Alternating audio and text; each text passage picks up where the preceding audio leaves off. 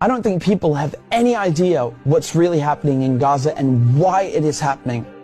A few weeks ago, right before this war in Gaza ignites, Netanyahu goes to the United Nations General Assembly and he holds up this map and declares his plan for a new Middle East.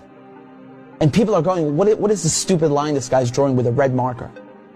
What it is an economic corridor that stretches all the way from India to the United Arab Emirates, into Saudi Arabia, into Jordan, Israel, and then finally to the entire European continent. I mean, the United States at this point, seeing their influence starting to fade, seeing the relevance of the dollar recede after they stole $300 billion from Russia. You have all these spooks in Washington and Tel Aviv, running around desperately trying to counter BRICS and counter China's new Silk Road. And this is their answer. This is a rival to the new Silk Road. Remember, the ancient Silk Road is the largest, most important trade route in human history. This thing is enormous. It stretches all the way from China to Syria to the Mediterranean Sea. The Chinese know how important this thing is and they want to revive it. It is the future of world economics, trade, and politics. Within the span of a few weeks, Iran and Iraq have signed a railway deal. So now you have a rail link for the new Silk Road. And President Assad of Syria, who the West have been trying to isolate for over a decade, is now visiting China, the world's largest economy, and signing a strategic partnership. This is pivotal. So now the new Silk Road has rail access all the way to the Mediterranean Sea through Syria's port in Latakia. So not just land, but maritime trade. This is crucial. And as enormous and important as all of this is just one aspect. This is just one aspect. You still have the gas. How can we talk about the Middle East without talking about gas and oil? When the US instigated the Maidan coup in 2014, that wasn't just about NATO expansion and encirclement of Russia. This was about surrounding, controlling, and cutting off Russian gas to Europe. Russia is the country with the largest proven reserves of natural gas. Control Ukraine, and you control the pipelines that feed and supply Russian gas to Europe. For decades, you've had US politicians, Republican and Democrat, from every administration, openly saying on camera, we don't want Nord Stream. There will be no longer a Nord Stream 2. We will bring an end to it. You want to have pipelines that don't go through Ukraine and Russia. For years, we've tried to get the Europeans to be interested in different pipeline routes. It's time to do that. You want to depend more on the North American energy platform, the tremendous bounty of oil and gas that we're finding in North America. Lo and behold, Nord Stream 1 and 2 are blown up. I mean, this is without question the most egregious, the largest terrorist attack on European infrastructure in modern history.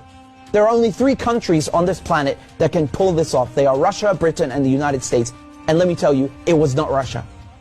You combine that with the sanction packages from the European Union, banning Russian oil and gas. I mean, talk about shooting yourself in the foot.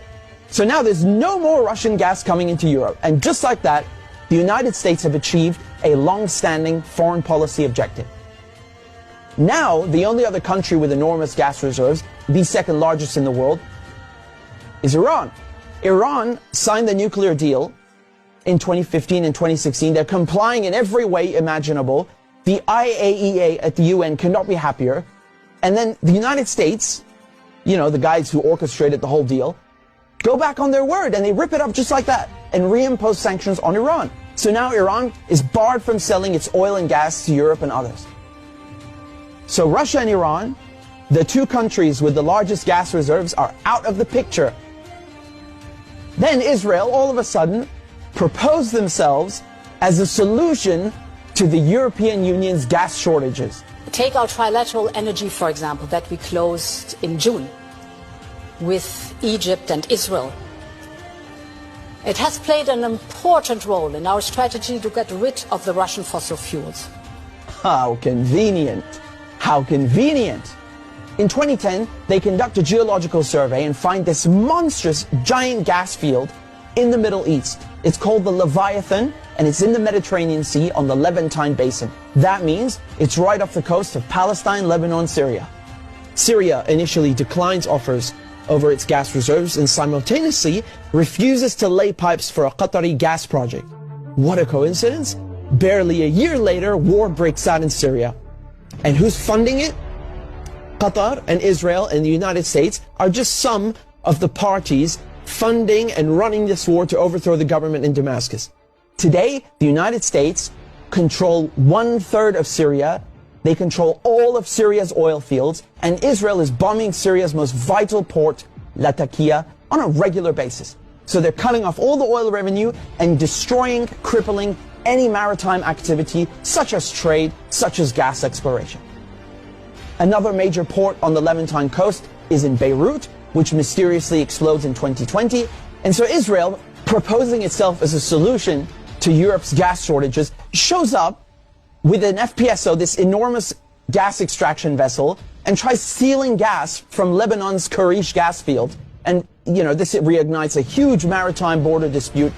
And Israel has to go and beg the United States to solve this diplomatically, because Hezbollah said, if you steal 1 cubic inch of our gas, we will fire our missiles on your ship. Now we come to Gaza. Gaza also has its own unexplored gas fields. Gaza is also a concentration camp run by the Israelis, and it's been under siege by Egypt and Israel under naval blockade since 2007. I mean, you can't even fish properly, let alone extract gas.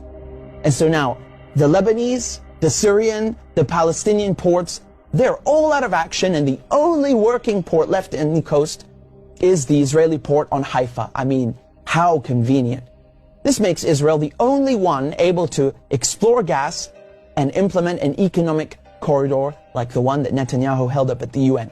So in other words, Israel and the United States together killed off all the competition, stole their goods, and cornered the market. But as winter is approaching, Israel desperately needs to get that gas for Europe. But there's no stability. There can never be stability in the region without solving the Palestinian question. And so when Netanyahu shows up at the UN with his brilliant plan, the Israelis thought, oh, it's a done deal. They'll just get Saudi Arabia to normalize ties and thereby extinguish the Palestinian issue once and for all. And that is precisely why they are in Gaza slaughtering Palestinians like crazy, like they're in berserker mode. Israel has bombed Gaza before, but this surpasses anything we've ever seen, which is truly saying something. I mean, this is unhinged, calling people human animals and massacring them. Israel is just hoping the Palestinians will run away in fear into the desert. They've literally said this. They want to put them in the desert. They want people in Gaza to go to the Sinai desert and push the people in the West Bank into Jordan. This is genocide and ethnic cleansing without question. But it also has economic and geopolitical implications. Hamas and the collective resistance, when they found out about Israel's plan and Saudi Arabia's wishes to normalize ties with Israel, which would destroy any hope of a Palestinian state, I mean, this forced their hand. It became clear they needed to act and respond immediately, lest Palestine be lost forever. For Palestinians, this is and always has been a matter of life and death, to be or not to be. Either the resistance axis and the global south expel the American and Israeli colonizers from the Middle East, or Israel and the United States will continue occupying the region, choking off the new Silk Road, plundering Syria's oil, and keeping Russian, Iranian, and Arab gas cut off from the world market. This is a decisive moment, and not just for Palestine, because the victors will end up drawing the new map of the world to come.